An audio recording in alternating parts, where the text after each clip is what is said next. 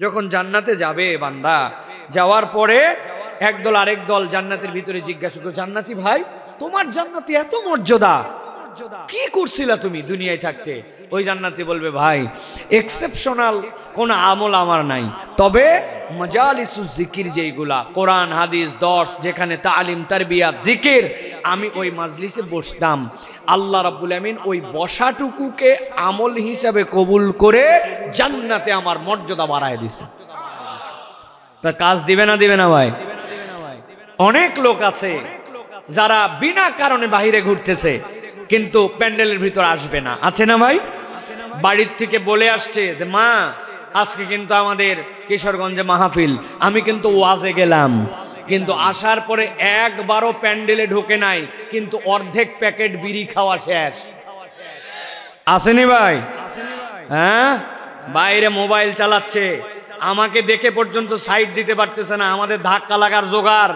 এক মোবাইলে কি ইম্পর্টেন্ট আইটেম বাইর করছে একটা, ওইটা 4 জন মিলে দেখতেছে, 4 মাথায় একখানে লাগাইছে।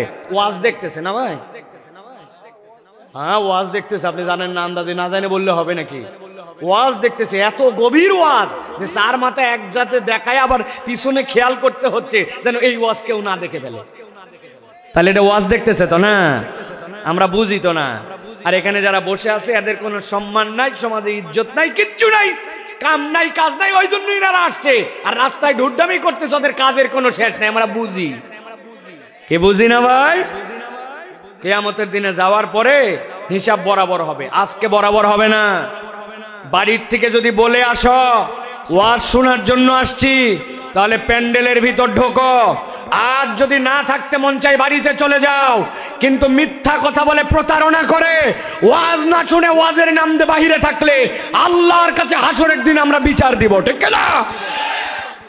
কে তোমাকে এই দুঃসাহস দিল মিথ্যা প্রতারণা করতে? ওয়াজ শোনা ওয়াজিব না, ফরজ না, কিন্তু তুমি বাড়ির থেকে বলে আসছো ওয়াজের কথা, আর বাইরে তুমি আড্ডা মারো রাত 10:30 বাজে, তারপরে ওয়াজে ঢুকো না, তোমার থেকে কপাল পোড়া কে আছে, ঠিক না? তুমি জীবনে পাপড় খাও নাই, জীবনে ফেসবুক চালাও নাই, জীবনে ইউটিউব দেখো নাই। তোমাদের বয়স পার করে অনেকে আল্লাহ এমন জায়গায় নিয়ে গেছেন, ওই জায়গায় আমরা যেতে পারবো কিনা হুঁশ করা লাগবে। এখানে এমন লোকজন আছেন ওগুলো সব স্তর পার করে আসছেন, তারা কিসের আমাদের ফুটানি, কিসের বাদাম খাওয়া। এলাকার লোক জীবনে পাপড় দেখে নাই, চটপটি খাও নাই এর আগে জীবনে, 12 ভাজার চোখে দেখো নাই, এশার নামাজ পড়ে নাই, আল্লাহ চাইতে ফজর পড়বে না, কিন্তু মাহফিলের নাম করে বাইরে আড্ডা মারে। আমার লোক আনা টার্গেট নয়, আমার মাইকের শব্দ যাদের কানে গেল আমানত পৌঁছাই দিলাম, বাকি হিসাব হাসরের দিন হবে, বাকি হিসাব হাসরের দিন হবে, মনে রেখো। এটা আমার কথা নয়, এটা আল্লাহ রাব্বুল আলামিনের কথা। আল্লাহ রাব্বুল আলামিন বলেছেন হাসরের দিন বান্দা যখন উঠবে, এরপরে আমলনামা দেখানো হবে, অস্বীকার যখন করবে তখন আল্লাহ 4 ভাবে ওটা প্রমাণ করবেন। কয়ভাবে? জোরে বলেন। 1 নম্বর, হাত পা সাক্ষ্য দিবে, আল ইয়াউমা নাখতিমু আলা আফওয়াহিহিম ওয়া তুকাল্লিমুনা আইদিহিম ওয়া তাশহাদু আরজুলুহুম। মুখ বন্ধ করে বলবেন, পা বলবে আল্লাহ ওয়াজের জন্যই বাড়াইছিলাম, কিন্তু এইসব বদমাইশের বদমাইশ ও প্যান্ডেলের ভিতর ঢোকে নাই, ও বাহিরে ছিল, আল্লাহ আমি পা বলতেছি জায়গা সহ সাক্ষী দিবে। ওই দিন যাওয়ার পরে বাঁচার কায়দা থাকবে না। ভাব মানেন না, খালি বুটে একটা জুতা পরছে, জিন্সের একটা প্যান্ট পরছে, 3 তালা চুল কাটছে, হাতে একটা অ্যান্ড্রয়েড মোবাইল, মনে করছে ধরা কে সরা জ্ঞান, আমার থেকে স্মার্ট আর কে? মিয়া আল্লাহর হুকুম মানে যে সবচেয়ে স্মার্ট সে, মোবাইলওয়ালা স্মার্ট না। সাহাবীরা তাহলে কেউ স্মার্টই হতো না? সাহাবীদের মোবাইল ছিল, তোমাদের মতো প্যান্ট, আমার মতো স্টাইলিশ কোটি, এরকম মাফলার, এরকম বগিস টুপি, এগুলা সাহাবীদের কিচ্ছু ছিল না। তাহলে এই জুব্বা টুপি, আমাদের এই মোবাইল, প্যান্ট, জুতা, কান টুপি, মাফলার, ওই আপনি টরে কাপড় আর কি কাপড়, এইগুলো যদি আপনার স্মার্টনেসের মানদণ্ড হয় তো সাহাবায়ে কেরাম তো প্রথমেই ফেল। কে? রাদিয়াল্লাহু আনহুম ওয়া রাদু আন, আল্লাহ তাদের প্রতি খুশি, আল্লাহ রাব্বুল আলামিনের প্রতিও তারা খুশি, তারা সাকসেস, সুবহানাল্লাহ। অতএব ওই নমুনায় আমাদের জীবন লাগবে, ঠিক কি না? রাগ হলেন আপনারা? আল্লাহ রাব্বুল আলামিন বলছেন নবী আপনি জানায় রাখেন আপনার উম্মতের কল্যাণের জন্য। কি কল্যাণ? গভীর মনোযোগে 4টা আয়াতে কারিমা শুনতে হবে, দিল থেকে অনুভব করতে হবে। আল্লাহ বলছেন, ও আমার হাবিব, আপনাকে দায়িত্ব দেওয়া হলো। কি দায়িত্ব? ওয়াযাক্কির ফাইন্না যিকরা তানফাউল মুমিনিন। আপনি ইমানদারদের কাছে জিকির করেন। এই কোরআনের বার্তাটা জানা কথাটাই আবার বলেন, বারবার বলেন। আমি আল্লাহ গ্যারান্টার হলাম এই কোরআনের জিকির ইমানদারদের জন্য কল্যাণ দিবে। সুবহানাল্লাহ। একটা অক্ষর বললে কয়টা সওয়াব হয়? জোরে বলেন। রব্বুল আলামিন এইটার 700 গুণ পর্যন্ত বাড়ায় দিতে পারেন, ঠিক কি না? কিন্তু আল্লাহ রাব্বুল আলামিন এই আয়াতে কারিমার দিকে খেয়াল করেন। আল্লাহ বলছেন, ফাযাক্কির ফাইন্না যিকরা তানফাউল মুমিনিন। আল্লাহ এই জায়গাতে আয়াতের মধ্যে তানফাউ বলেছেন, আল্লাহ খাস করেন নাই এইটাকে অক্ষর পড়লে সওয়াব নাকি। আল্লাহ রাব্বুল আলামিন এটাকে ফিক্স করে দেন নাই। আল্লাহ বুঝাচ্ছেন, বান্দা দুনিয়ায় তোমার যত ধরনের বিপদ, যত ধরনের প্রয়োজন, এই কোরআনকে তুমি যদি শ্রদ্ধা করো, এই জিকিরের কথা যদি মানো, তোমার যা হাজত, যা প্রয়োজন সবগুলো আল্লাহ চাইলে এটা দিয়ে মিটায় দিবেন। সুবহানাল্লাহ। আয়াত সাপোর্ট দিচ্ছে, খেয়াল করেন। আল্লাহ এর পরের আয়াতের মধ্যে বলছেন, ওয়ামা খালাকতুল জিন্না ওয়াল ইনসা ইল্লা লিয়াবুদুন। এই আয়াত জানে না এখানে এরকম একজনও নাই, কিন্তু একটু গভীর মনোযোগে খেয়াল করেন। আল্লাহ বলছেন, ওয়ামা খালাকতুল জিন্না, আমি জিন, ওয়াল ইনসা মানুষ, এই দুইটাকে আমার ইবাদত ছাড়া অন্য কোনো কারণে সৃষ্টি করি নাই। এখন আমি ধারণা করতেছি আমি 5 ওয়াক্ত নামাজ পড়ি, রমজানের রোজা রাখি, যাকাত দেই, আমি ইবাদত বندگی করি। আমি ইবাদত বندگی করলে আল্লাহর বোধহয় ইজ্জত বাড়ে, তাই নাকি? ভালো করে আকীদা পরিষ্কার করেন। পৃথিবীর সব মানুষ যদি আল্লাহর ইবাদতে নিমজ্জিত হয়ে যায়, আল্লাহর ইজ্জতের এক চুলো বাড়ে না। আর দুনিয়ার সব জিন ইনসান যদি ইবাদত ছেড়ে দেয়, আমার আল্লাহ জুল জালালি ওয়াল ইকরাম, আল্লাহর এক চুলো ইজ্জত কমে না, ঠিক কি না? ইবাদত তাহলে আমরা আমাদের জন্য করি। আল্লাহ রাব্বুল আলামিন কি বলছেন খেয়াল করেন।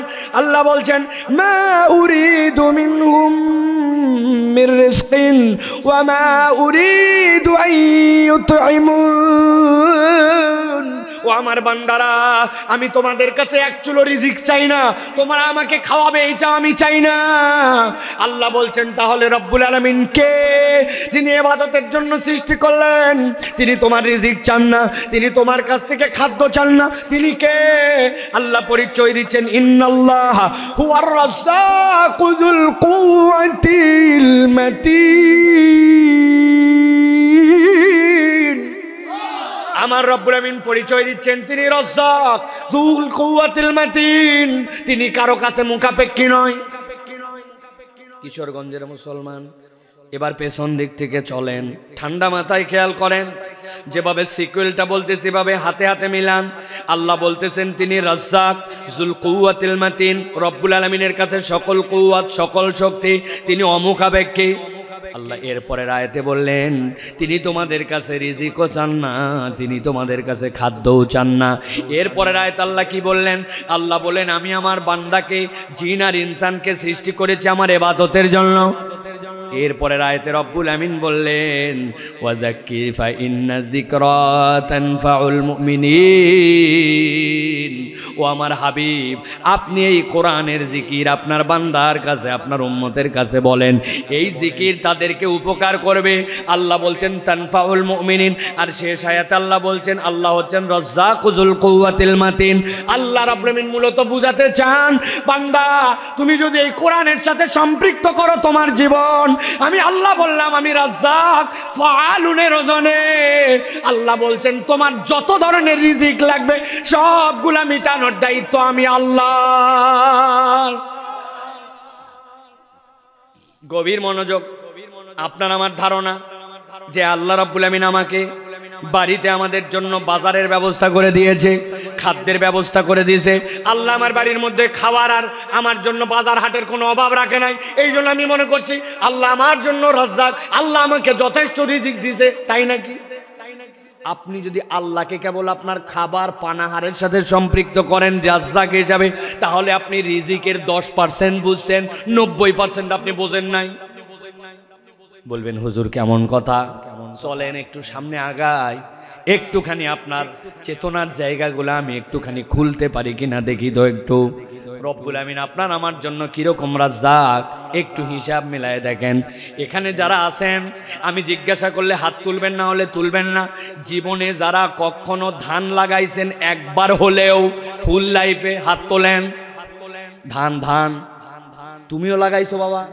মাশাআল্লাহ, ছোট্ট বাচ্চা হাত তুলছেন, নামায় ফেলেন। আপনাদের কাছে জিজ্ঞাসা করি, বুঝ আপনার সাথে এক পক্ষের না, দুই পক্ষ মিলে ওয়াজ হবে, খেয়াল করেন। ধান গাছ আপনি লাগানোর সিদ্ধান্ত নিছেন, বাড়ির থেকে ধান নিয়ে সুন্দর করে এরকম ডালির মধ্যে নিয়ে মাঠের মধ্যে যাই ছিটায় দিছেন, আর ধান গাছের থেকে ধান হতে লাগছে। বিষয়টা কি তাই? কি করছেন দেখেন তো আমাদের এলাকার সাথে মিলে কিনা। আপনাদের থেকে আমাদের বাড়ি মিনিমাম 500 কিলোমিটার দূর, কিন্তু তাও একটু হিসাব মিলে কিনা দেখেন তো। ধান লাগাবো তার আগে আমি একটা ছোট্ট করে জমি রেডি করছি, ওইটার নাম বিছনের ক্ষেত। সুন্দর করে ওইটা নরম, যত নরম করা যায়, একটা ঘাসও যেন না থাকে, সাইটাই দিয়ে সুন্দর করে রেডি। এরপরে আগের রাত্রের সবচেয়ে ভালো বাছা বীজ, ওই বীজগুলা আগের রাত্রে ডালির মধ্যে সুন্দর করে হালকা পানি দিয়ে একটু জাগ দেয়া রাখছি। এরপরে নিয়ে যাই সন্ধ্যার আগদে ওইটা ছিটাইয়া দিয়েছি অল্প একটু জায়গার মধ্যে, 1 শতক আধা শতক। এরপরে আস্তে আস্তে বীজগুলা যখন বড় হয়েছে, ওইগুলার চারা হয়েছে, চারাগুলো আবার তুলছি, তোলার পরে এরপরে ক্ষেত রেডি করছি, করার পরে ওই ক্ষেতের মধ্যে আস্তে করে সুন্দর করে করে ধান লাগাইছি। যদি আমার সাথে মিলে তাহলে হো বলেন, হ বলেন, হ। কিন্তু মুরব্বী এবার জিজ্ঞাসা করব, আপনি যে 1 শতক জমির মধ্যে বিছনগুলা নিয়ে যায় ছিটাইছিলেন, বুঝে থাকলে বলেন তো বিছনের যে কোনো দিক দিয়ে শিকড় আর যে কোনো দিক দিয়ে কুশি গজায়? শিকড় গজানোর দিক আলাদা, কুশি গজানোর দিক আলাদা, ঠিক কিনা?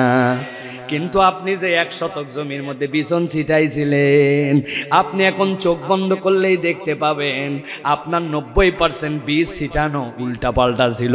কোনোটা পড়ছে শীত হইয়া, কোনোটা পড়ছে উপর হইয়া, কোনোটা পড়ছে কাঠ হইয়া, কোনোটা পড়ছে একটার উপরে একটা, ঠিক কিনা? কিন্তু আপনি খেয়াল করেন নাই, পরের দিন সকালবেলা যখন আশপাশ দিয়ে একটু ঘেরাও দিতে গেছেন, মুরগিটা যেন না খায়, হাঁসটা যেন যায় না খেয়ে নেয়, আপনি জানেনই না ওভারনাইটের মধ্যে রাত পার হতে না হতে সবগুলার শিকড়কে যেন নিচের দিকে করে দিল, কুশিগুলা উপর দিকে করে দিল। এইটা আপনি 90% ভুল ছিটাইছেন, কিন্তু রাজ্জাক রব ওই তার স্পেশাল কেরামতিতে রাত পার না হতে হতে শিকড় নিচের দিকে আর কুশিগুলা উপর দিকে করেছেন। কোনদিন দেখছেন নাকি ভুল করে ছিটানোর কারণে শিকড় উপর দিকে বড় হয়ে যাচ্ছে, পাতা নিচের দিকে হইছে? আপনি খালি মনে করছেন আল্লাহ আমার রাজ্জাক, আমারে খালি ভাত চাল দিছে আর খাওয়ার দিছে, এতেই আমার রাজ্জাক। আপনি আপনার রবকে চিনেন নাই, আমি আমার রবকে এখনো চিনি নাই। জিজ্ঞাসা করব 2 নম্বর, আপনারা আপনাদের বাথরুমের ভিতরে, টয়লেটের ভিতরে খালি পায়ে যান না স্যান্ডেল পরে? স্যান্ডেল পরে যান। এবার একটু ঠান্ডা মাথায় জিজ্ঞাসা করব, দেখেন আপনি আপনার টয়লেটের ভিতরে যাওয়ার পরে ভিজা বিশাল দৌড়াদৌড়ি করেন, কুচকাওয়াজ করেন, ভিতরে বিপক হাঁটাহাঁটি করেন, কয় ধাপ? সর্বোচ্চ 10-20 ধাপের মধ্যে কাম শেষ, ঠিক না? কিন্তু আপনার বাড়িয়ালি ফোন দিছে অথবা যাওয়ার সময় বলছে অনেকদিন পরে, শোনো বাজারে যাচ্ছ, আসার সময় একটা স্পঞ্জ জুতা নিয়ে আসো তো। কেন? কার স্পঞ্জের জুতার শর্ট পড়লো বলে না, কারো শর্ট পরে নাই। ওই যে বাথরুম, আমাদের বাথরুমের জুতার তলাটা পিছলা হয়ে গেছে, আব্বা ঢুকছিল, আম্মা ঢুকছিল, তোমার বাচ্চা ঢুকছিল, কেউ না কেউ দেখলাম পা পিছলা যায়। কোন দিন একটা অ্যাক্সিডেন্ট হয়, একটা নতুন স্যান্ডেল আনো তো, অনেক সময় আমাদেরকে বলে কিনা। অথবা ফিতাগুলা এমন ভাবে বড় হয়েছে আপনার পায়ের তলার মধ্যে খোঁচা লাগে, তলাগুলা ক্ষয়ে গেছে। ভালো করে একটু মাথা খাটান, কলিজা উজাড় করে দিয়ে কথাগুলা বোঝেন। আপনার বাথরুমে আপনি 20 ধাপ চলাচল করেন না, কিন্তু 6 মাস না যেতেই আপনার জুতার তলা ক্ষয়ে যায়। কিন্তু আপনি বাড়ির মধ্যে সারা বাড়ি খালি পায়ে হেঁটে বেড়ান, মাঠের মধ্যে ধান লাগালেন, রাস্তার মধ্যে ঘুরলেন, ফুটবল খেললেন, বয়স বাড়তে বাড়তে 70 বছর হয়ে গেল, আপনার পায়ের তলার থাকা জুতা তার তলা ক্ষয়ে যায় 6 মাসে। কিন্তু 70 বছর পার হয়ে গেল, আমাদের পায়ের তলা ক্ষয়ে যায়, কোনোদিন রক্ত এক ফোঁটা বের হলো না। যেই জুতার তলা ক্ষয়, পায়ের তলা ক্ষয় না, এটা এমনি এমনি নয়। রব রাজ্জাক বলে আল্লাহ তার নিয়ন্ত্রণে এইটাকে কন্ট্রোল করে। যদি পায়ের তলা ক্ষয়ে যাইতো, তাহলে এই যে আমার সিনিয়র মুরব্বী, আমার থেকে কিছু বড় ভাই, অথবা আমার ছোট ভাই, অথবা আমার বয়স, যার বয়স 70 বছর, কিশোরগঞ্জে তার কাল্লা খালি ঘোরার কথা।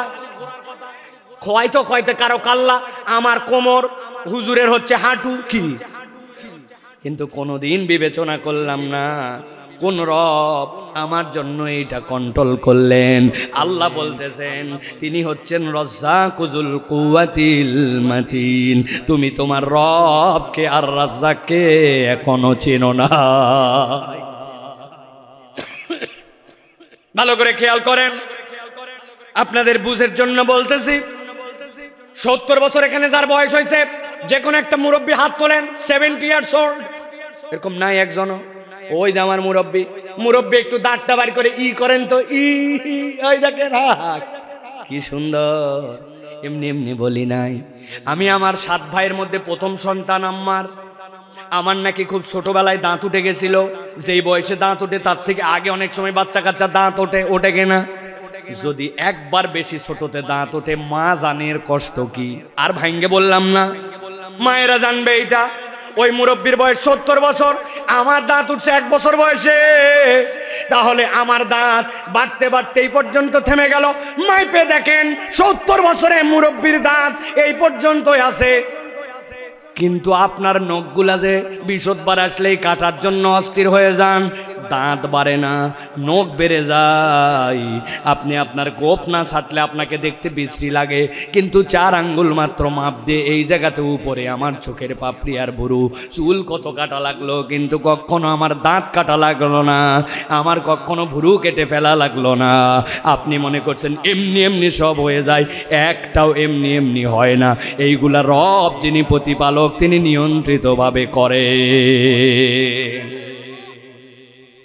আমার আল্লাহ রাব্বুল আলামিন এই জন্য বলছেন, মা উরিদু মিনহুম মির রিজকি ওয়া মা উরিদু আন ইউতঈমুন। আমি চাই না তুমি আমাকে খাওয়াবে, তুমি আমাকে রিজিক দিবে।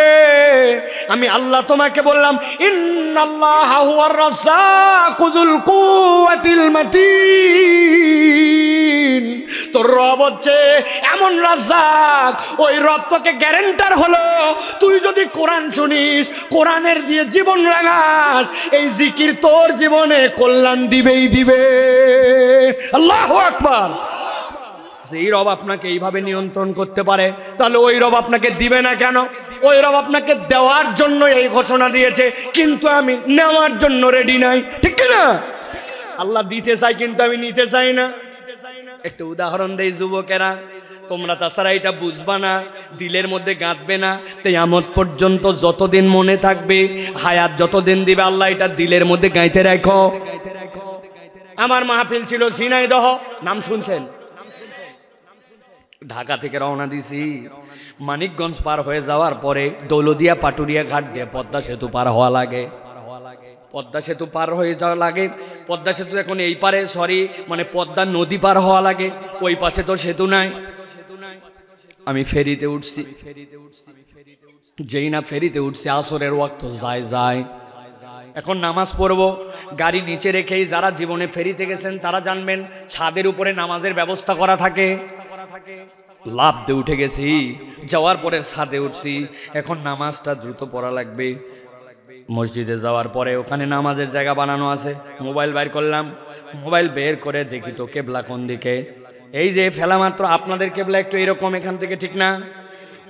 কেবলা দেখলাম, কেবলা দেখে নামাজ 2 রাকাত আদায় করে ফেললাম। নামাজ শেষ করে ওখানে বসে আছি, নামাজের পরের মাস্টু নজিফাগুলা পড়তেছি। পাশে দেখে ডান পাশে একটা মুরব্বী আমার দিকে এমন ভাবে মনে কাল্লা ফিক্সড করে আমার দিকে তাকায় আছে। এখন যদি কোনো একটা অচেনা মানুষ আপনার দিকে অনবরত তাকায় থাকে আর চোখে চোখে পড়ে যায়, তাহলে একটু অস্বস্তি হয় না? আমি মুরব্বীকে বললাম, আসসালামু আলাইকুম চাচা, কি ব্যাপার এইভাবে আমার দিকে তাকাই কি দেখেন? কয় বাবা এমনি এমনি তোমাকে দেখতেছি না, তুমি অবাক করে দিছো। আমি চিন্তা করলাম কি এমন করে আপনাকে অবাক করলাম, ঘটনা কি? বলছে বাবা শোনো, তুমি আসার আগে আমি ওই জায়গাতে নামাজ পড়ার জন্য আসছিলাম, নামাজের জন্য যেই না আসছি কেবলা তো কোন দিক বলতে পারি না। একজনকে জিজ্ঞাসা করলাম বাবা কেবলা কোন দিক? উনি বলল চাচা এই দিক। চিন্তা করলাম এই দিক কেবলা কেমনে হয়, একটু সন্দেহ সন্দেহ লাগে। আরেকজনের কাছে জিজ্ঞাসা করলাম বাবা কেবলা কোন দিক? বলে এই দিক। ওরে মুসিবত, একজন এই দিক আরেকজন এই দিক, পুরা উল্টা হালাইছে। টেনশনে পড়ে গেলাম। তখন আরেকজনের কাছে জিজ্ঞাসা করলাম বাবা কোন দিক? বলে এই মাঝ বরাবর। চিন্তা করলাম যা আছে কপালে ডান বামের মধ্যে দেই পড়ে নামাজ পড়ে ফেলছি। কিন্তু আমি নামাজ শেষ করার পরে তুমি নামাজ পড়লে, তুমি কাউরে জিজ্ঞাসা করলে না। কিন্তু আমি 2 জন 3 জন জিজ্ঞাসা করে যেই রোগ ঠিক করে নামাজ পড়ছি, তোমার কিবলা তো দেখি ওই দিকেই। কেমনে কি ব্যাপার? তোমার কি মুখস্থ নাকি এই জায়গায় কেবলা? আমি বললাম না চাচা, এক এক সময় এক এক ঘাটের মধ্যে এক এক সময় জাহাজ লাগে, তাহলে ওই জায়গায় ঘাট ঠিক থাকে না, ওই জন্য কেবলা কেমনে বুঝবো আমি?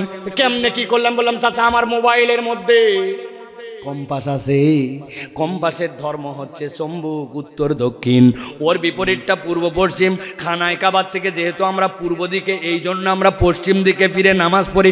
আসলে আমাদের কিবলা পশ্চিম না, আমাদের দিক পশ্চিম, কেবলা হচ্ছে কাবা, ঠিক না?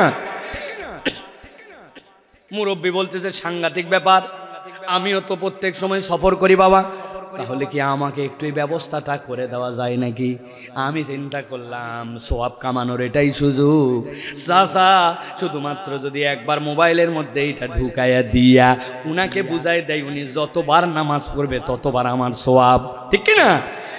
মুরব্বীকে বললাম চাচা ব্যাপার না, অবশ্যই আপনাকে এটা দিব, খালি দিবই না, আমার ইন্টারনেট আমার সব, আমি সব দিয়ে আপনার এটা সেট করে 2 মিনিটের মধ্যে দিয়ে দিচ্ছি। আপনার আর কেবলা নিয়ে কোনো চিন্তা নাই, কারো কাছে যাওয়া লাগবে না। মুরব্বী খুশিতে গদগদ হইয়া চিন্তা করছে এরকম ছেলে খুব কম আছে, তোমার মতো একটা ভালো ছেলে পাইছি বলে। সাথে সাথে উনি পকেট থেকে মোবাইল বের করে আনন্দে আমার হাতের মধ্যে দিয়ে দিছে। আমি মোবাইলটা হাতে নিয়ে তাকায়া চক্ষু সড়ক গাছ, দেখি নোকিয়া 3220। কি সেট ভাই? Button mobile, button. হাসলেন কেন আপনারা? কোনো ঝামেলা আছে? হ্যাঁ ঝামেলা আছে, আপনারা বুঝে ফেলছেন। বাটন মোবাইলের মধ্যে অ্যাপস ইনস্টল হয় না, ঠিক না? ভালো করে বোঝেন, এটা হাসানোর জন্য গল্প বলি নাই, বোঝানোর জন্য বললাম। আপনি এমন যুবক, আপনি যুবক হিসাবে নিজেকে মুসলমান দাবি করেন, আপনি যুবক হিসাবে আল্লাহর দ্বীনের পক্ষে থাকার লোক দাবি করেন, আপনি নিজেকে মুসলমান পরিচয় দেন, কিন্তু ক্যারেক্টার আর ব্যক্তিত্বটা এমন বানায় রাখছি আল্লাহর দ্বীন ইনস্টল করার মতো কিচ্ছু নাই। একজন হিন্দু, সেই হিন্দু আর একজন মুসলমান কেবল নামে পার্থক্য, কামে মূলত কোনো পার্থক্য নাই, ঠিক না? ওর মধ্যে কোনো ইসলাম ঢোকে না, ওর মধ্যে কোরআন সুন্নাহর কোনো ফিলিংস হয় না। ও যেরকম একটা কুত্তাও যেরকম দাঁড়ায় মতে, ও দাঁড়ায় মতে, আছে না ভাই? আছে না? ও মুসলমানরা যেরকম না পাক, ওও না পাক, ঠিক না? আপনার মধ্যে কোনো পার্থক্য নাই, অথচ আপনি একটা ইমানদার, আপনার আলাদা একটা স্বকীয় আর আলাদা একটা সৌন্দর্য জীবনে থাকার কথা, ঠিক না? এই জন্য প্রিয় ভাইয়েরা, এই যে আমাদের কোরআন থেকে যে আমাদের দীক্ষা নেওয়া, কোরআন যে আমাদের লাইফ চেঞ্জ করবে, এই ফিলিংসটা, এইটা আমাদের হৃদয়ে সবার আগে আনতে হবে।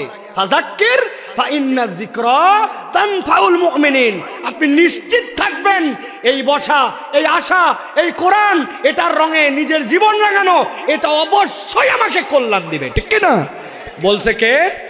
বললেন না যারা, জোরে বলেন, আর একটু জোরে বলেন, ঘুম ভাঙাই দিয়ে বলেন আল্লাহ।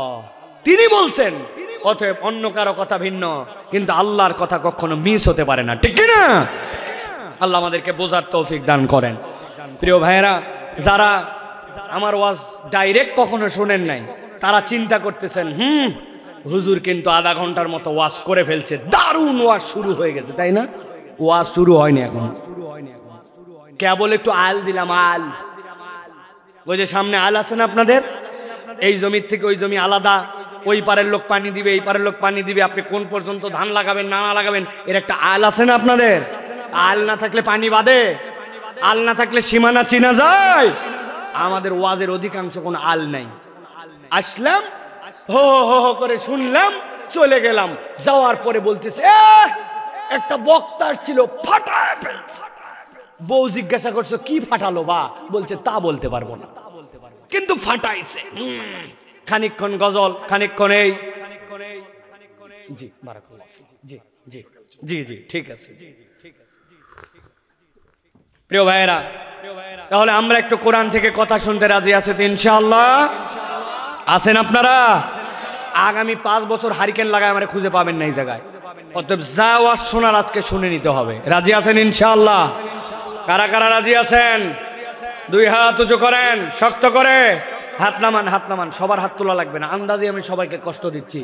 যারা মুরব্বী 40 বছরের উপরে, আপনাদের জন্য ছুটি বাবা, আপনাদের ওয়াজ হবে না আজকে। আপনারা আস্তে করে বাড়ি চলে যেতে পারেন, কারণ আজকে মুরব্বীদের কোনো ওয়াজ নাই, অতএব মুরব্বীদের কোনো আওয়াজ নাই। আপনারা বাড়ি চলে যান, কারণ আপনারা বহুত ওয়াজ জীবনে শুনছেন। আজকে যা ওয়াজ হবে আমার বয়সে 40-এর নিচের জন্য খালি, ঠিক না? তবে মুরব্বীরা যাইয়া সুখ পাবেন না, কারণ চাচি আম্মারা সবাই চলে আসছে। বাড়ির চাবি দেওয়া যায়, বারান্দায় বসে থাকা লাগবে। অতএব বারান্দায় বসে থাকার থেকে গরম জায়গায় বসে থাকা ভালো, ঠিক না? তাহলে আপনারা কি সকলে মিলে ওয়াজ শুনতে রাজি আছেন ইনশাআল্লাহ? যারা যারা রাজি আছেন চাদরের ভিতরতে হাত বাইর করেন। একটা চাদরের ভিতর হাত থাকবে না, বাইর হইতে। এবার 2 হাত সোজা করেন, শক্ত করে হাত নামান। এবার একসাথে উঠাবো আর ডানে বামে তাকায় দেখবো। আপনার যদি হাতে কোনো প্যারালাইসিস, যদি অন্য কোনো অসুস্থতা, মুরব্বী অনেকদিন ধরে তুলেন না, জাং ধরে গেছে, ভিন্ন কথা, কিন্তু আপনার কোনো অসুবিধা নাই, কিন্তু একটু আল্লাহকে রাজি খুশি করার জন্য, আমরা মাহফিল সুন্দর করার জন্য একটু হাত তুলতে বলতেছি, আর আপনি তুলতেছেন না।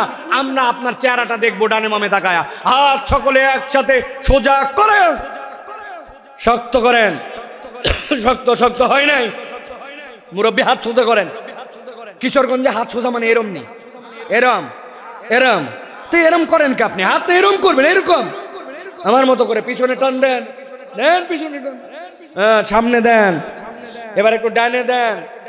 হলুদ জামাওয়ালা ভাই, কি হলো? আমার চোখ কিন্তু সাংঘাতিক বললাম। হাত সোজা করে। এই মাদ্রাসার ছেলে নাকি ওইটা? ওই যে টুপি পরা, পাস করলি আমার ভাই, 2 হাত তোলো। সাদা চাদরতে বাইর করো। ইয়াং ছেলে পেলে সব, বড় হয়ে বক্তা হওয়া লাগবে। হাত সোজা করো। সোজা করছেন? এবার বামে দেন একটু, হ্যাঁ এবার ডানে দেন একটু, সামনে দেন, পেছনে, হ্যাঁ শক্ত করেন, শক্ত শক্ত, সোজা সোজা। এই যে আমার মতো কান দিয়া সোজা, কান দিয়া। এবার হাতটা একটু চালু করেন, চালু চালু চালু। হাতটা এবার এদিকে ওদিক নড়াচড়া দেন, দিচ্ছেন, সোজা করেন, সোজা। এবার একটু গলাটা পরিষ্কার করেন। ডানে বামে কোন মুরব্বীরা হাত সোজা করতে পারেন একটু হাতগুলা টান করে সোজা করে দেন। ধরেন, ধরে হাত সোজা করেন। মুরব্বীদের হাত সব জাম ধরে গেছে একবারে। হাত সোজা করছেন, গলা পরিষ্কার করেন। হয় নাই? ভালো করে হাসেন না। চাচা কি হলো? গলাটা পরিষ্কার দেন। এই মাশাআল্লাহ, জোরে সোজা। এবার বুক বরাবর হাত নেই বরাবর। এবার একটা আকাশ বাতাস মুখরিত করে তাকবীর দিতে চাই। যারা জীবনে এরকম তাকবীর দেন নাই, আজকে সিদ্ধান্ত নিয়েছেন শয়তান তাড়ানোর জন্য, ঈমান বাড়ানোর জন্য, আল্লাহর রাজি খুশার জন্য। আল্লাহ যে আল্লাহ জিবা দিল, যে আল্লাহ আমাকে বলার শক্তি দিল, ওই আল্লাহর নামটা উচ্চ কণ্ঠে বলবো। কোনো দিন এরকম তাকবীর দেই নাই। যারা রাজি আছেন তারা বলেন আল্লাহুম্মা আমিন। আর যারা যতই বলা হোক, যতই হুজুর বলেন আমি জোরে দিব না, তারা বলেন আল্লাহুম্মা আমিন। আহা আহা, সলিড লোক, কোনো 2 নম্বরের মধ্যে নাই। আগেই বলে দিছে আমরা তাকবীর জোরে দিতে পারবো না, ঠিক না? এখন অনেকের বাড়ির থেকে আসার সময় বউ অনেক সময় বলে দেয়, বউয়ের কথা শুনে চলতে হয়, ঠিক না? ওই যে রাজার দরবারে রাজা বলছে কারা কারা বইয়ের কথা শোনো, একদিক হও, আর বইয়ের কথা যারা শোনো না তারা একদিক হও। সব লোক একদিক গেছে, খালি একটা থুথুরা বুড়া একদিক হইছে। রাজা বলছে ইজ্জত আল্লাহ বাঁচাইছে, এই রাজ্যে অন্তত একটা লোক আছে বইয়ের কথা শোনে না। তোমাদের কথা পরে শুনবো, থামো, আগে মুরব্বীর কাছে শুনে। মুরব্বী, তুমি কেমনে এত সাহস অর্জন করলে যে তুমি বইয়ের কথা শোনো না বলে একাই একদিক গেছো? বলতো সেটা পরে বলবো, তবে আমি কেন এই দিক গেছি সেটা আগে শোনেন। আমি বাড়ির থেকে বের হওয়ার সময় আমার বউ বলে দিছে সব লোক যেদিক যায় ওদিক যাবে না, ওই জন্য উনি আলাদা দিক হয়েছে। এখন আমাদেরকে কি কেউ বউ মানা করে দিছে বাড়ির থেকে যা, বাড়িতে যায় গলা যেন ভাঙ্গাই ফেলো না, জোরে যেন তাকবীর দিও না, বলছেনি ভাই? যদি না বলে তাহলে আমরা একটা তাকবীর দিয়ে দেখাতে চাই। রাজি আছেন ইনশাআল্লাহ? বুকের তে হাত নামে গেছে কেন রে ভাই? এই জায়গায় না ধরবেন চাচা, পা ছাড়েন, এই জায়গায় ধরেন, ধরছেন সব। আমি যখন বলবো লিল্লাহে তাকবীর, তখন হাত উপর দিকে ছুড়ে দিয়ে বলতে হবে আল্লাহু আকবার। পারবেন? ছুড়ে দিয়ে আবার নামাই নেবেন, ঠিক আছে তো? এই বাচ্চা কাচ্চা হাসতেছে কেন? এগুলো কি সামনে মারবে নাকি? খবরদার, সামনে মারলে চাচাদের বুক তো একদম টাইট হয়ে যাবে। খবরদার, সামনে চালানো যাবে না, সেটা পরিবেশ পরিস্থিতি বুঝে এরপরে মারা হবে প্রয়োজনে, ঠিক না? মুখের সকল কাপড় সরান, কান বান্দা থাকবে, কোনো মুখ বান্দা থাকবে না। রেডি সবাই? রেডি সবাই? দিব একটা তাকবীর। যারা আজকের এই তাকবীর মিস করবে আগামী 1 বছর আফসোস করবে কেন মাহফিলে গেলাম না। রেডি সবাই? দেখে ইনশাআল্লাহ একটা তাকবীর দেন। লিল্লাহে তাকবীর, লিল্লাহে তাকবীর, আল কোরআনের আলো, আল হাদিসের আলো, তোমার নেতা আমার নেতা, তোমার নেতা আমার নেতা, আলেম ওলামা যেখানে, আল্লাহর আইন যেখানে, লিল্লাহে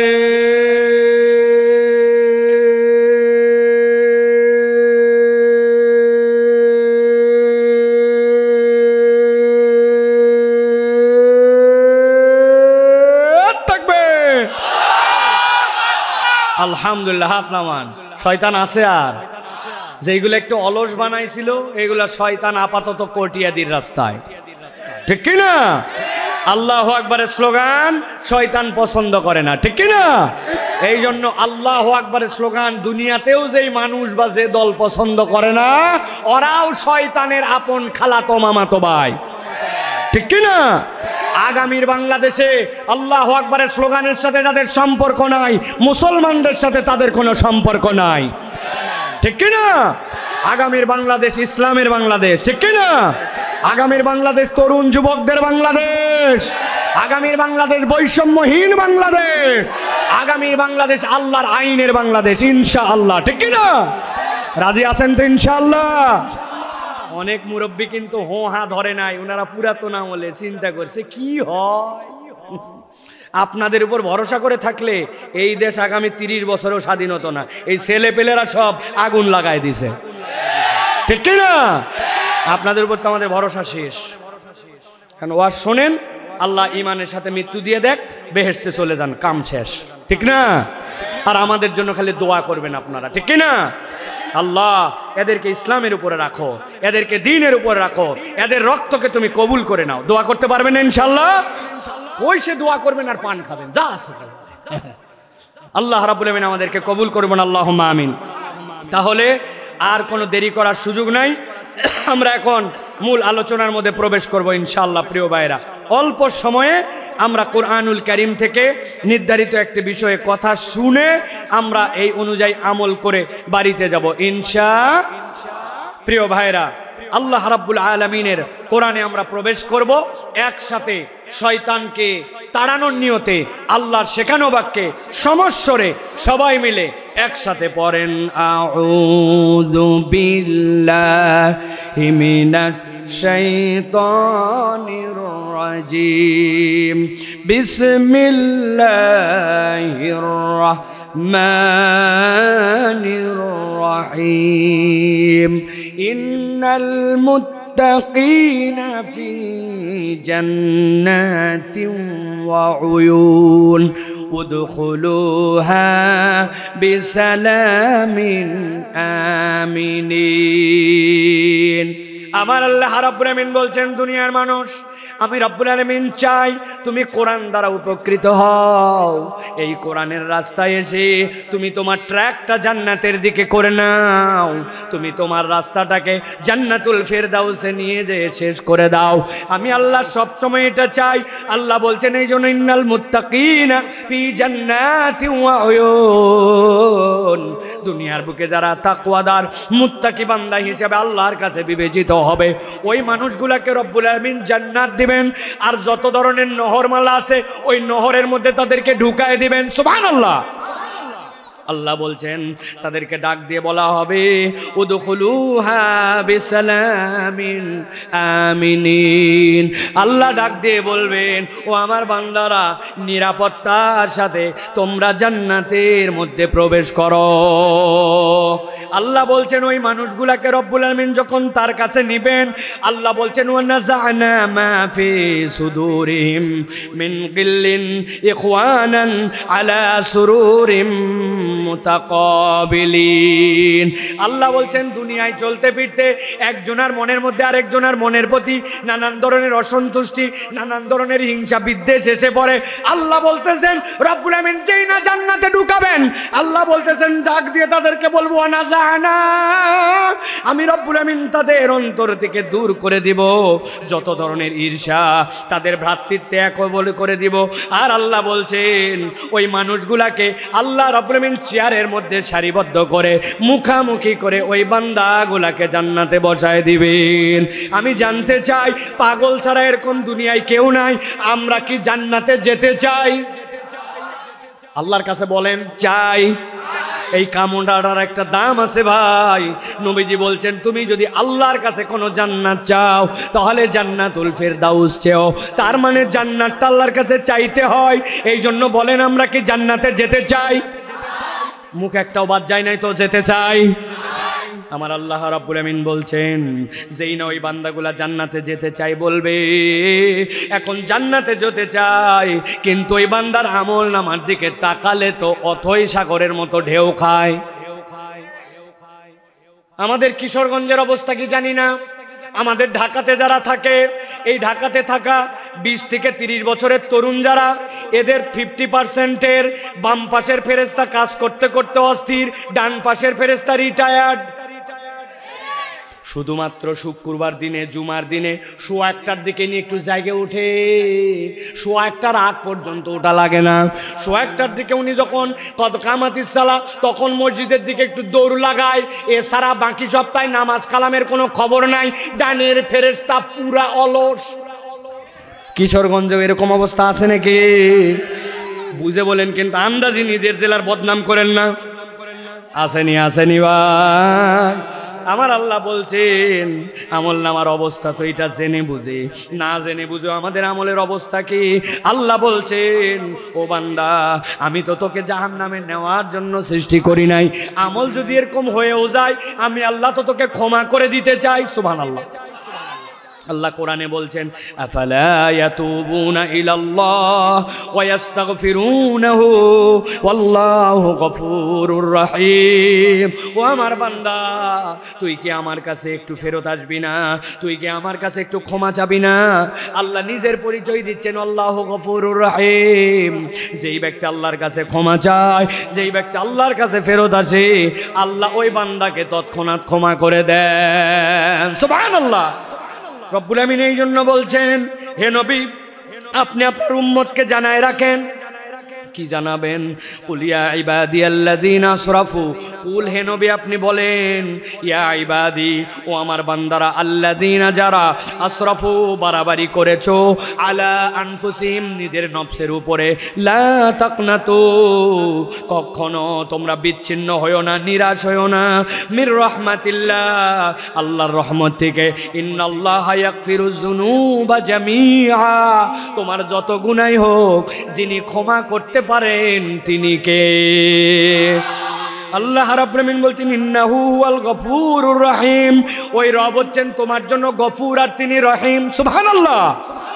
প্রিয় ভাইরা, আমি এইটা একটা ভূমিকা দিলাম, আপনাদের কাছে দুইটা প্রশ্ন রাখবো, আবারও একটা উত্তর দিয়েছেন, আবারও আপনার কাছে জানতে চাই, আপনি আমি কি জান্নাতে যেতে চাই? আপনার আমার জীবনে কি গুনাহ আছে ভাই? আপনি আমি কি জান্নাতে যেতে চাই? আপনার আমার জীবনে গুনাহ আছে ভাই? গুনাহ খাতা এই ভরপুর, এই আমল, এইটা নিয়ে কি জান্নাতে যাওয়ার সুযোগ আছে মনে হয় না? তাহলে গুনাহ মাফ নিয়া আল্লাহর কাছে যাওয়া লাগবে, ঠিক কি না? আজকে আমরা সংক্ষিপ্ত সময়ে আপনাদের কাছে কথা বলতে চাই, রাত অনেক গভীর, অল্প একটু সময় আর কথা বলতে চাই। বান্দা যদি আল্লাহর কাছে ক্ষমা পেতে চায়, ওই বান্দার জন্য সর্বনিম্ন 5 উপায়। আল্লাহর কাছে যদি বান্দা ক্ষমা পেতে চায়, কয় উপায়? মুখ দিয়ে বলতে হবে, এই ছোট বাচ্চারা বলো কয় উপায়? মুরব্বীরা না ইয়াংরা বলো কয় উপায়? হাতগুলা নিচে করেন, এরকম করে ডান হাত। আমি যেই না জিজ্ঞাসা করব ক্ষমা লাভের সর্বনিম্ন উপায় কয়টা, হাত তুলে বলতে হবে 5টা। বলেন ক্ষমা লাভের সর্বনিম্ন উপায় কয়টা? হয় নাই, সব হাত ওঠে নাই। লাস্ট আরেকটা সুযোগ দিব, ক্ষমা লাভের সর্বনিম্ন উপায় কয়টা? সব হাত উঠছে, আলহামদুলিল্লাহ, হাত নামান। তাহলে আমরা এই 5টা জানবো আর চলে যাব। রাজি আছো তো ইনশাআল্লাহ? বাবা, জানবো আর চলে যাব, মানবো না? মানা লাগবে না? মানা লাগবে প্রিয় ভাইরা, ইনশাআল্লাহ। বলেন বলেন আল্লাহুম্মা আমিন। তাহলে আমাদের মাহফিলটা চমৎকার ভাবে আল্লাহর কাছে গৃহীত হবে এই গভীর রাত্রে। আমি এত রাত পর্যন্ত কথা বলি না, আমি 9টায় উঠি, 10:30টায় শেষ, কিন্তু এখন 12 হয়ে গেছে, মধ্যরাত, কিন্তু একটা মানুষকে উঠে যেতে দেখলাম না। আল্লাহুম্মা আমিন। কি মোহাব্বত দিনের জন্য, হ্যাঁ? আল্লাহ রাব্বুল আমিন আমাদেরকে কবুল করেন। তাহলে ক্ষমা লাভের সর্বনিম্ন উপায় কয়টা? শুনবো, মানার নিয়ত করব, চলে যাব। রাজি তো ইনশাআল্লাহ? 1 নম্বরে মুখস্থ করেন, কেউ যদি ক্ষমা পেতে চায় তাহলে তার জন্য লাগবে ঈমান আর নেক আমল। কি লাগবে? আল্লাহ বলছেন, ওয়াদাল্লাহুল্লাযীনা আমানু ওয়া আমিলুস সলিহাতি মিনহুম মাগফিরাতাও ওয়া আজরান আযীমা। আল্লাহ বলছেন তোমার রব ওয়াদা করতেছে, জোরে করে চিৎকার করার দরকার নাই, কিন্তু আস্তে আস্তে হলে উত্তর দিয়েন, ওয়াদা করতেছেন কে? আপনি বাড়ির থেকে বেরিয়েছেন, আপনার বাচ্চা ফোন দিয়ে বলছে আব্বা আমার জন্য চিপস আনবে, আব্বা আমার জন্য জলপান আনো, আমার জন্য মিষ্টি আনো। বউ বলছে 2-3টা ঈদ চলে যাচ্ছে, একটা ভালো শাড়ি দেও নাই, এবার ঈদে কিন্তু একটা লাল বেনারসি দেওয়া লাগবে। আপনি বলছেন ইনশাআল্লাহ, ঠিক না ভাই? ভালো করে রেজাল্ট কর, আব্বা তোর একটা সাইকেল কিনে দিব। সন্তানের সাথে ওয়াদা করি, স্ত্রীর সাথে ওয়াদা করি, কিন্তু এমনও হয় পরিস্থিতির কারণে ওয়াদা রাখতে পারি না, ভুলেও যায় অনেক সময়, হয় কিনা? কিন্তু আল্লাহ বলছেন ইন্নাকা লা তুখলিফুল মিয়াদ ফাআলুল লিমা ইউরিদ। তোমার রব যা ইচ্ছা তাই করতে পারেন, তিনি কখনো ওয়াদা খেলাপ করেন না। ওই আল্লাহর জন্য ওয়াদা করতে হয় না, কিন্তু আল্লাহ ওয়াদা করতেন, ওয়াহাদাল্লাহুল্লাযীনা আমানু, আমার ঈমানদার বান্দা যারা, ওয়া আমিলুস সলিহাত, আর যারা নেক কাজ করবে, আমি আল্লাহ বলে দিলাম মিনহুম মাগফিরা, এই 2 আমল যুক্ত হওয়ার কারণে আমি আল্লাহ অটোমেটিক তাদেরকে মাফ করে দিব। সাথে আল্লাহ বলছেন ওয়াজরান আযীমা, আর কিয়ামতের দিনে জান্নাতের মধ্যে আমি ওই বান্দার সাথে দিদার দিয়ে দিব। সুবহানাল্লাহ, বলছি সুবহানাল্লাহ। কিন্তু এখানে 2টা জিনিস বুঝি নাই। একটা হচ্ছে ঈমান তো বুঝলাম, আমলে সলে কি, কোনটা নেক আমল আপনার আমার জীবনে? আমি চিন্তা করছি নামাজ পড়ি, রোজা রাখি, হজ করি, আমি আল্লাহর রাস্তায় চলতেছি, এটাই বোধহয় আমার নেক আমল। আমি আপনার কাছে ক্লিয়ার কনসেপ্ট করতে চাই, নামাজ, রোজা, হজ, যাকাত এইগুলা আপনার আমার জন্য একমাত্র নেক আমল নয়। বলবে হুজুর নামাজ রোজা নেক আমল নয়, এটা আবার কেমন কথা? আপনার বাচ্চাকে স্কুলে দিয়েছেন, স্কুলের একটা ড্রেস আছে, সকাল 8টায় ঢোকা লাগে, প্রথম সাময়িক, দ্বিতীয় সাময়িক, বাৎসরিক পরীক্ষা আছে, প্রত্যেক পরীক্ষায় 33 না পেলে পাস হয় না। এইগুলো আমাদের স্কুলের মধ্যে নিয়ম কানুন আছে কিনা?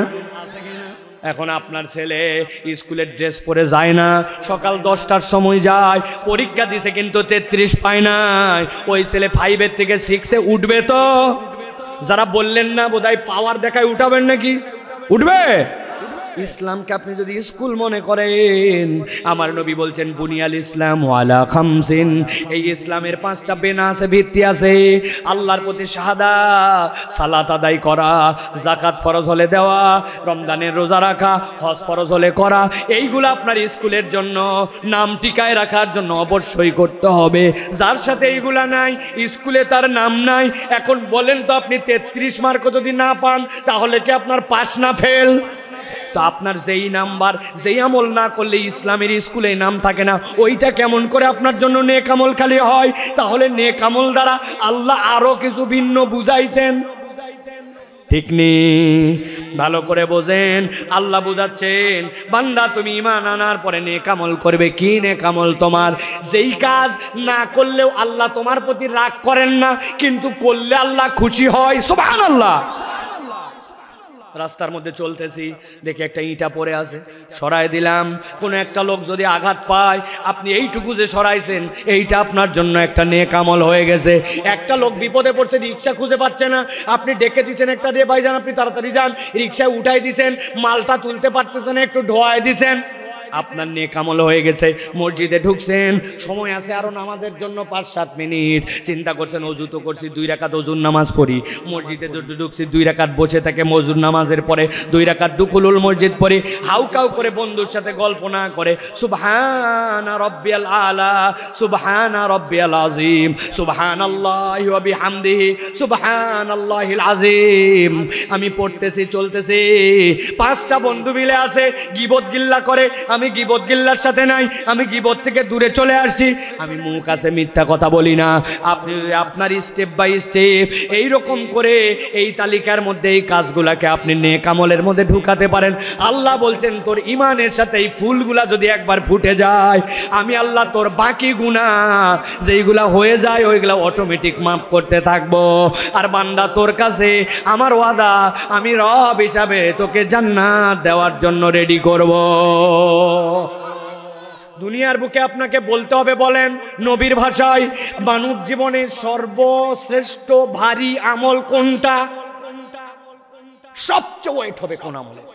নবীজি বলছেন তোমার আখলাক যদি সুন্দর হয়, চরিত্র যদি সুন্দর হয়, ওই চরিত্রের সৌন্দর্যটা আল্লাহর কাছে মিজানের পাল্লায় সবচেয়ে ওয়েটফুল হবে।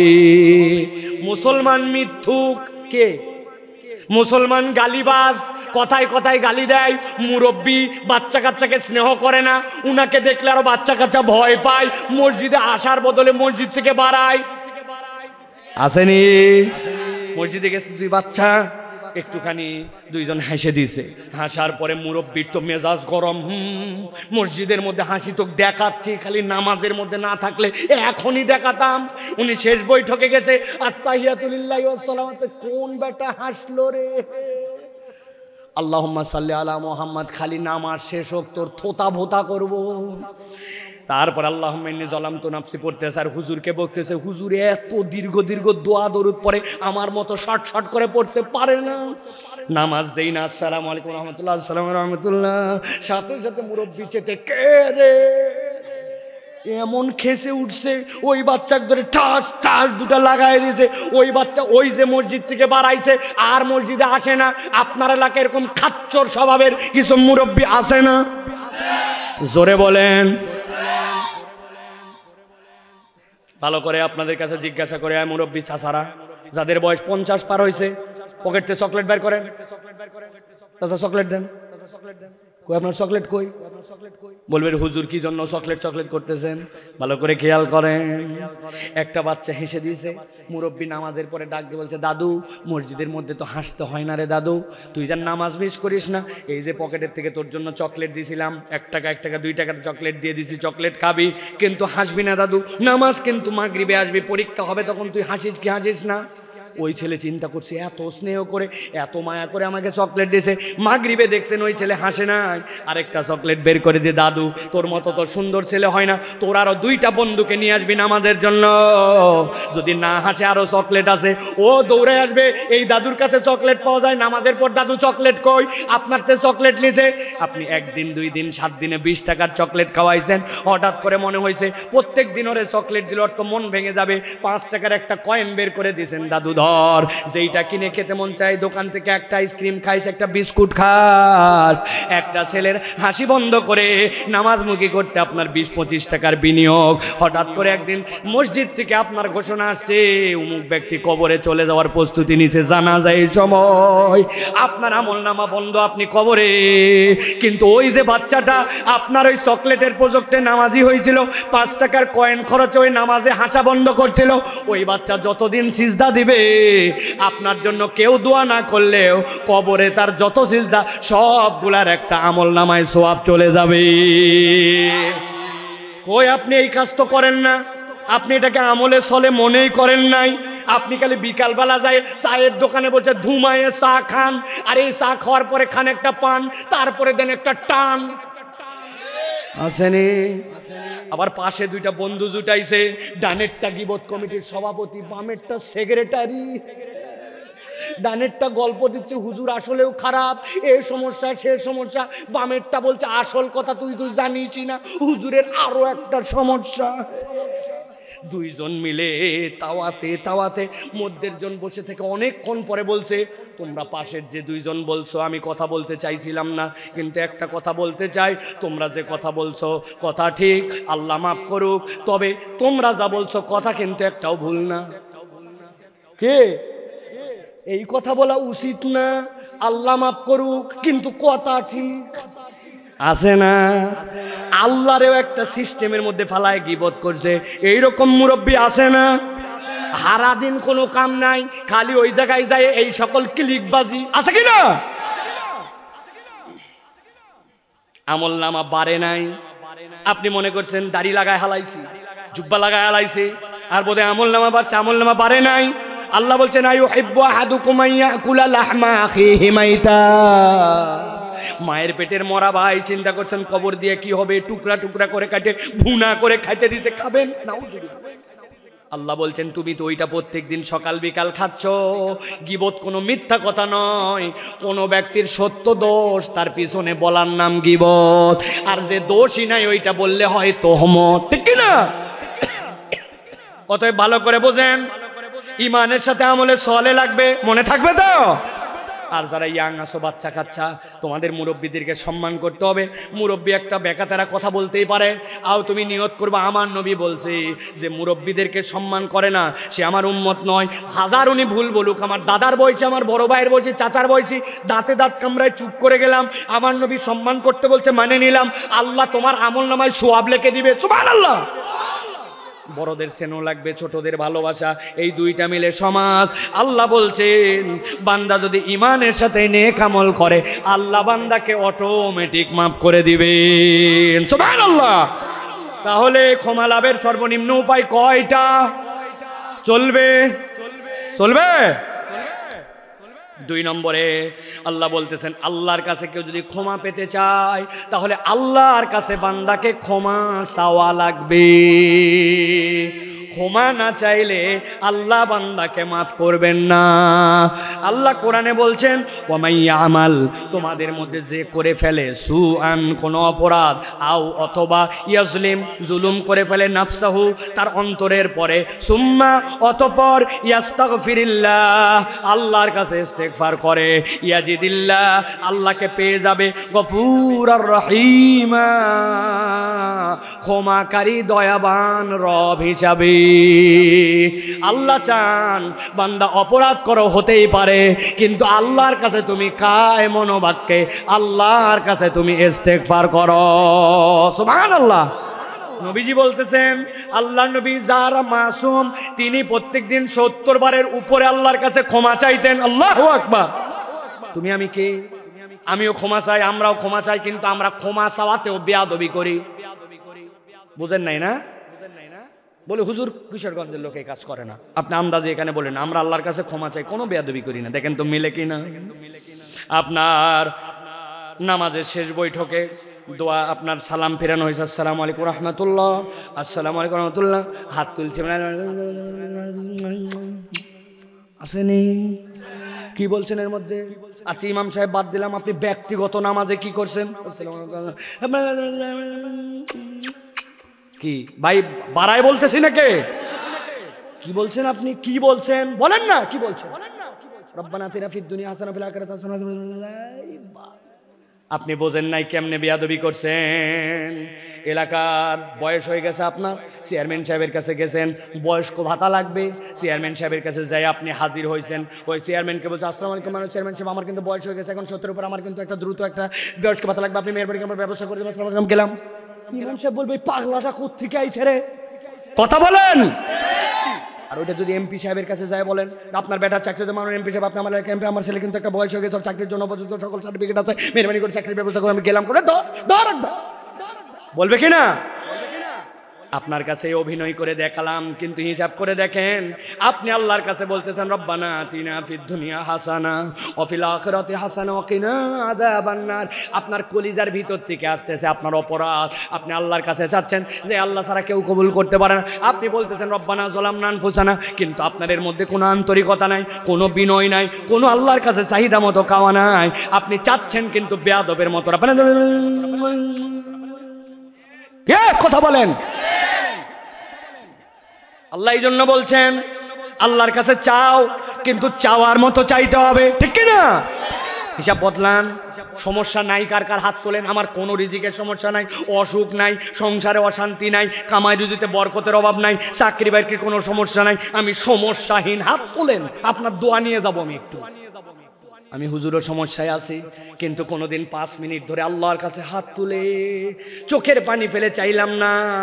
একটা সিজদায় যায় 5 মিনিট উপর হয়ে পড়ে থাকে, আল্লাহ আমার সন্তানটাকে মানুষ বানাও, আমার সন্তানটাকে হেদায়েত দাও, আমার সন্তানটাকে আলেম বানাও, আমার সন্তানটাকে হাফেজ বানাও। কানতে কানতে বাপের চোখ ফুলে গেছে।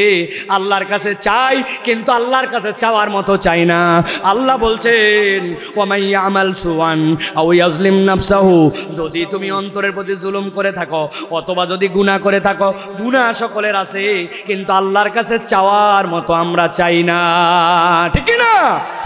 চান আল্লাহর কাছে এরকম করে একটু চাওয়ার মতো চান, যেই চাওয়াই আল্লাহ দিতে চান ওই রকম করে চান, ঠিক না? এখানে ছেলে সন্তানের বাপ কারা কারা হাত তোলেন? কার কার ছেলে সন্তান আছে? কার কার ছেলে মেয়ে উভয়টাই আছে? হাত তোলেন। এবার হাত নামান। শুধু মেয়ে কার কার আছে? মাশাআল্লাহ। আর শুধু ছেলে? আমার তো শুধু মেয়ে, আমার কোনো ছেলে নাই, 3 মেয়ে আমার, আলহামদুলিল্লাহ। কেন বললাম এটা? আপনি চান না আপনার সন্তানটার তকদির বুলন্দ হোক, আপনার সন্তানটা দুনিয়াতে শ্রেষ্ঠ মানুষ হোক? চান আপনি হুজুরের কাছে নিয়ে হুজুর আমার ছেলের জন্য দোয়া করেন, আমরাই তো হুজুরের দোয়া করেন। আগে তো এই কথা বলার সময় মানুষ তো বুজুর্গানের দিনকে 10 টাকা হাদিয়া দিত, এখন ওইটাও ভুলে গেছে। আমাদের কথা বলতেছি না, ঠিক কিনা? উল্টা করে হুজুরের সেলফি তুলেন, দিবে কি নিয়ে যায়, আছে না? আমি আমার কথা বুঝাচ্ছি না, বলতেছে এইটা আপনি অন্যের কাছে দোয়া চান, কিন্তু আপনি আমি আল্লাহর কাছে নিজের সন্তানের জন্য আধা ঘন্টা ধরে কখনো পাগল হয়ে দোয়া করি না, ঠিক না? আমার ছেলেটা ভালো না, সংসারে সুখ নাই হুজুর, যে বিয়ে করে আনছিলাম মনে করছিলাম বিরাট সুখ হবে, কিন্তু আর বলেন না, বউ আনি নাই তো দাঁত জ্বালানছি। আবার আপনার বউয়ের কাছে গেলে বউ উল্টাটা বলবে যে স্বামী হলো এটা হুজুর, উপরে উপরে তো দেখেন তো দাড়ি টুপি ঘোরা, ওটা মানুষ না, ওটা স্বয়ং শয়তান, বউয়েরা বলে, আছে না? ভাই আমাদের হুজুরদের কাছে যে কেস, ও সব স্টাডি করা হয়ে গেছে। সংসারের অশান্তি, বাচ্চা কথা শোনে না, আর 3 নম্বর কেস হচ্ছে তালাক হয়েছে কি হয় নাই। এছাড়া আমাদের কাছে কোনো মামলা নাই। রাত দিন হুজুর সন্তান কথা শোনে না। আমি বললাম একটা তাবিজ আছে, 1,01,101 টাকা লাগবে। বলছে হুজুর এখনই চেক লিখে দিচ্ছে। আমি তো বেকায়দায় পড়ে গেছি, আমি তো মজা করে বলছি যে টাকার ভয়ে হয়তো তাবিজ নেবে না। ওই এমন সমস্যায় পড়ছে 1 লাখ টান 5 লাখ দিবে, কারণ যার সন্তান বকে গেছে ওই জ্বালা কেবল বাপ মা বোঝে, কিন্তু উনি কোনোদিন দোয়া করে নাই। আধা ঘন্টা আল্লাহ হাত আর থাকতেছে না, চোখ সিজদায় বের হয়ে যেতে যাচ্ছে, এইরকম করে দোয়া করছে আল্লাহর কাছে, হাউমাউ করে কান্দে, কোনোদিন করবে না। কেমন করে আল্লাহর কাছে ক্ষমা চাইলাম? তাইলে ক্ষমা প্রাপ্তির দ্বিতীয়টা, চাওয়ার মতো আল্লাহর কাছে ক্ষমা চাইতে হবে। মনে থাকবে ইনশাআল্লাহ। 3 নম্বরে সংক্ষেপ করি। আল্লাহ বলতেছেন ক্ষমা প্রাপ্তির জন্য 3 নম্বর শর্ত হচ্ছে তওবা। কি? তওবা। আপনি যদি তওবা না করেন আল্লাহ রাব্বুল আলামিনের কাছে আপনি ক্ষমা পাবেন না। বলবেন হুজুর ইস্তেগফার আর তওবা তো একই কথা, জি না। আল্লাহ বলছেন ওয়া হুয়াল্লাযী ইয়াকবালুত তাওবাতা আন ইবাদিহি ওয়া ইয়াফু আনিস সাইয়্যাত ওয়া ইয়ালামু মা তাফআলুন। আমার আল্লাহ বলছেন তওবা মানে কি? আল্লাহ বলছেন তওবা মানে আল্লাহর কাছে ফেরত আসা, তওবা মানে ভাঙা সম্পর্ক জোড়া লাগানো। সুবহানাল্লাহ বলেন। তুবু ইলাল্লাহি তাওবাতান নাসুহা। নাসুহা শব্দটা দুইটা মূল ধাতু থেকে আসছে, হয়তো এটা আসছে নাসাহাতুন থেকে অথবা নাসাহাতুন থেকে। আল্লাহ বলছেন তওবাটা করো, আল্লাহর কাছে ফেরত আসো। অথবা নাসাহাতুন মানে আপনার বাচ্চা হবে, নাতি হবে। মায়েরা দেখবেন স্বামীর লুঙ্গি, নিজের শাড়ি, অমুক চাদর 3টা জোড়া দিয়ে কাঁথা বানায়, ঠিক কিনা? আল্লাহ বলছেন তোমার সম্পর্কটা আল্লাহর সাথে ভেঙে গেছে, তুমি আল্লাহর সাথে জোড়া লাগাও। বান্দা যদি তওবাটা মানে আল্লাহর কাছে ফেরত আসে, আল্লাহ ভবিষ্যতে আর অপরাধ করব না, অতীতের জন্য অনুতপ্ত, এখন তোমার কাছে তওবা করতেছি। বান্দা যদি এই তওবা করার মতো করে আল্লাহ রাব্বুল আলামিন বান্দাকে মাফ করে দিবেন। সুবহানাল্লাহ। এই সুযোগে কিন্তু অনেকে আবার তওবা করবে, দেশের টাকা বিদেশে পাচার করে দিছে, রাস্তা গিলে খাইয়া ফেলছে, শেষ বয়সে এসে বলতেছে আল্লাহ মাফ করে দে। আছে না? ভালো করে বোঝেন, বান্দার হক নষ্ট করে আল্লাহর কাছে তওবা করলে কাম হবে না। বান্দার হক বান্দাকে আগে বুঝাই দিতে হবে, তারপরে আল্লাহর কাছে তওবা, ঠিক না? মনে করছে দেশের থেকে বাড়াই গেছে, আল্লাহর হাতের থেকেও বোধহয় বাড়াই গেছে। তুমি এখনো দেশের থেকে বাড়াই আল্লাহর হাতের থেকে বের হও নাই, কেবল তোমার দাবরানি শুরু। যদি আল্লাহর কাছে প্রকৃতার্থে তওবা করে বিচারের মুখোমুখি না হও, জাহান্নামে যাওয়ার আগে এই দৌড়ানি শেষ হবে না, ঠিক না? দেশের টাকা হাওয়া করে বিদেশে বাড়ি বানায়া এখন মজা লুটে মনে করতেছো পালায়ে গেলেই শেষ। এই পালানো শেষ পালানো নয়, আরো পালানো বাকি আছে। আনফিট প্লেয়াররা সব আমাদেরকে হুমকি দিছিল খেলা হবে, আল্লাহ প্লেয়ারের কোনো সাইজ নাই, কিচ্ছু নাই, ফিটনেস নাই, কিছু নাই, খেলবে আন্দাজি। খেলার মতো তো লোক লাগবে রে ভাই, যে সেই কথা বললে হয় নাকি? ফিটনেসই তো নাই, আমরা তো রেডি হয়ে আছি, এখন তো ময়দান ফাঁকা। কই আসো, আসো একটু আসো, তোমরা আসো। আমরা তো চাই দেশে আসুক সবাই, ঠিক কিনা? কারণ এদেরকে বিচারের মুখোমুখি করতে হবে, অপরাধীদেরকে বিচারের মুখোমুখি করতে হবে, দেশের পয়সা দেশে ফেরত আনতে হবে, ঠিক কিনা? ধান্দাবাজি মানে তুমি একবারে দেশের টাকা মাইরে খাই, রাস্তা মাইরে খাইয়ে শেষ বয়সে কিছু জাকাত ফেতরা দিয়ে মসজিদের একটা সভাপতি সাহেব হইয়া মনে করছে মা বাটাম ডবল হবে। বান্দার হক নষ্ট করা ইয়ার কি ফাজলামি নয়। আপনারা যারা খুব জোরে জোরে ঠিক বলতেছেন, আপনারাও একটু সাবধান হয়েন, বোনের সম্পদ এখনো দেন নাই। হ্যাঁ, জমির আল ঠেলে কতখানি আগায় রাখছেন, একটু ঘরে যাই হিসাব করেন। ছেলে মেয়ের মধ্যে ব্যয়িনসাফ করে মেয়ের বিয়ে দিছি, অনেক খরচ করছি, মা বাপের ভিটে জমি নেওয়া লাগে না, সংসারে বরকত ইয়ার কি মারান আপনি? বান্দার হক নষ্ট আপনার আমার দ্বারা অনেকগুলা হয়ে আছে, সাবধান হন। কথায় কথায় বইয়ের গায়ে হাত তুলে, কি বিরাট বাপের বেটা। আমার নবী কোনো সাহাবী জীবনে কোনো স্ত্রীর গায়ে হাত তুলো না, উনি বাপের বেটা দাড়িওয়ালা নামাজি বইয়ের গায়ে হাত তুলে। আবার এখানে আছে ঠিক ঠিক ইয়ে ঠিক আন্দাজ, নিজেদের দিকে আগে তাকাতে হবে, ঠিক না? আমার যারা কোনো বান্দার হক নষ্ট হয়েছে কিনা সেই হিসাব মিলান।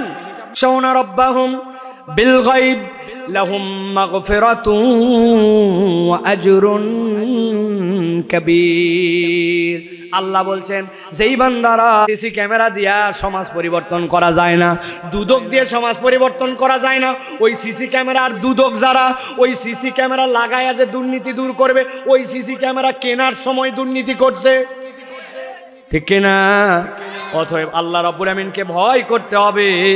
আল্লাহ রাব্বুল আমিন বলছেন যেই ব্যক্তিরা আল্লাহকে ভয় করে তার জীবন চালাবে, আল্লাহ অটোমেটিক ওই বান্দার গুনাহ মাফ করতে থাকবেন। সুবহানাল্লাহ।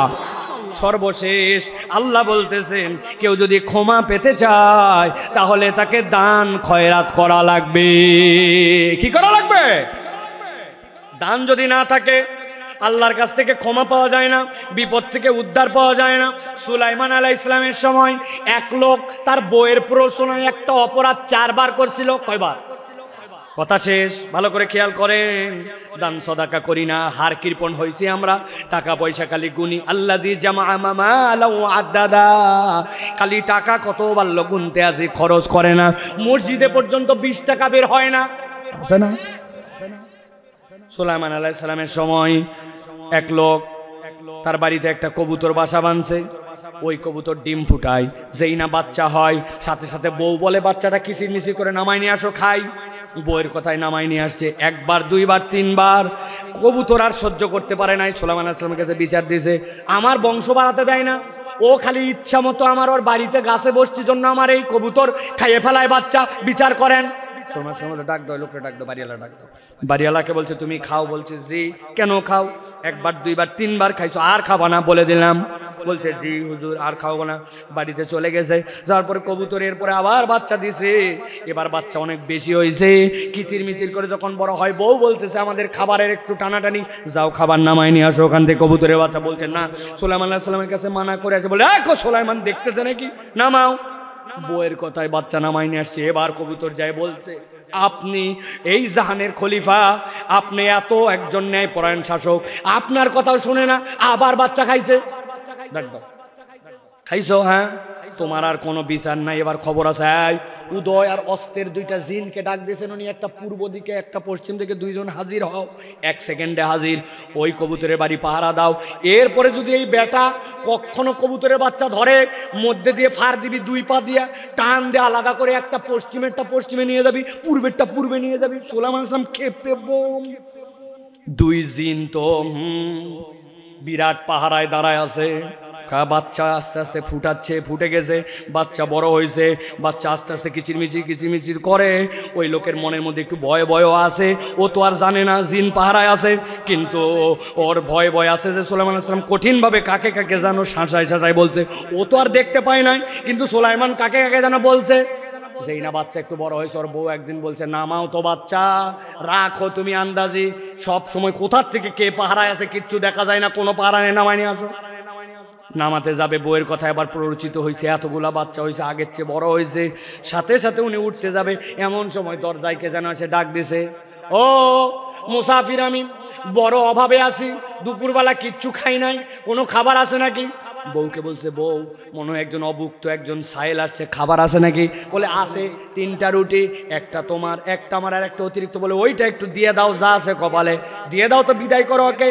দিছে, দেওয়ার পরে উনি নিয়ে চলে গেছে সাহেল। সাথে সাথে বলছে তুমি এখন তাড়াতাড়ি করে, আর দেরি করার দরকার নেই, নামাও তাড়াতাড়ি কবুতর নামাও। উনি আস্তে করে উপরে উঠছে, উঠে কবুতর নিয়ে এসে বউয়ের হাতে দিয়ে দিছে। বউ আর স্বামী মিলে জবাই করে ভুনা রান্না। কবুতরের মা উড়ে চলে গেছে সুলাইমান আলাইহিস সালামের কাছে, আপনি পাহারার দায়িত্ব দিলেন, এবারও কবুতর খাইছে। ঘটনা কি? সুলাইমান আলাইহিস সালাম ডাক দিছে, উদয় অস্তের 2 জন জিন আমার সামনে হাজির হও।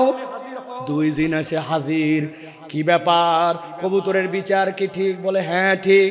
পাহারায় দিয়েছিলাম, কি ঘুমায় গেছিলে? বলে না ঘুমাই নাই। তো তাহলে কেমনে ওই কবুতর নামালো, আর কেমনে তোমাদের হাত থেকে বাঁচলো? বলে খলিফা শোনেন, আমরা তো তাকে ধরার জন্য রেডি হয়ে আসি, কিন্তু যেই না সে উপরে উঠছে, কোথার থেকে আল্লাহ যেন 2টা ফেরেশতা পাঠালো। একটা ধরছে উদয়ের যেই জিনর কাল্লা, আর একটা ধরছে অস্তের, এমন জোরে ঝাড়া মারছে, উদয়েরটা উদয়, অস্তেরটা অস্তে যায় ঠেক না খায়, আমাদের অবস্থায় খারাপ।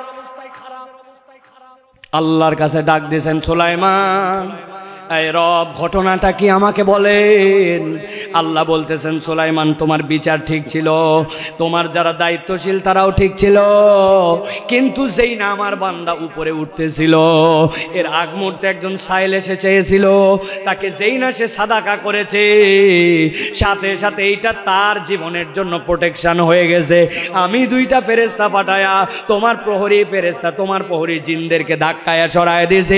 বান্দা যখন দান করে, খয়রাত করে, আল্লাহ কেবল তাকে ক্ষমাই করে না, আল্লাহ তার বিপদ থেকেও বাঁচায়া দেয়। সুবহানাল্লাহ।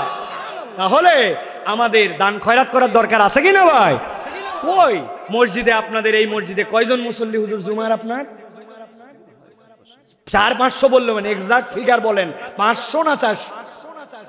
400 প্লাস। 400+ লোক যদি 20 টাকা করে দেয়, এক জুমায় 8000 টাকা হওয়ার কথা। বিগত জুমার দান কত?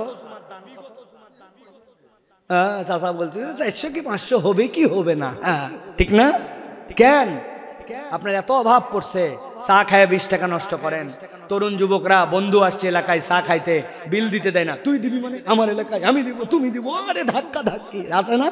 শেষে দোকানদার বলে দুইজনই দেন, এত দেওয়ার শখ।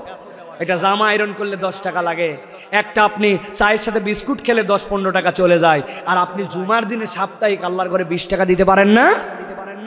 2 টাকার নোট নিয়ে যায়, টাকাই দেয় না। এলাকার মসজিদ চিন্তা করছে টাকা দিয়ে কি হবে? আল্লাহর ঘরে দান ফিক্সড ডিপোজিট। বান্দা এই জায়গাতে যাকাত, ফিতরা, মান্নত, হাজত কিচ্ছু দিতে পারে না, এটা হালাল মাল থেকে দান করে। আল্লাহর বান্দা যখন মসজিদে দেয়, আল্লাহ ওই বান্দার জন্য জান্নাতে দেয়। তাও 20 টাকা দেয় না, কয় আমি স্টুডেন্ট। কি স্টুডেন্ট তুমি? কিসের স্টুডেন্ট? তুমি মোবাইলে ফ্লেক্সি লোড করো, তুমি স্টুডেন্ট থাকে না তখন। আর সপ্তাহে তুমি 20 টাকা দিতে পারো না। এই জুমার থেকে যত মুসল্লি কমসে কম 20 টাকা দিতে উপরে যা মন চায়, রাজি? হাত তুলে আল্লাহকে দেখান, দেওয়াই লাগবে আপনার। এই চাচা হাত তোলেন। 20 টাকা দিবেন না মানে কি? হাত সোজা করেন, মনে থাকবে তো? যারা 100 দিতেন তারা কি 20-এ নামে গেলেন নাকি আবার?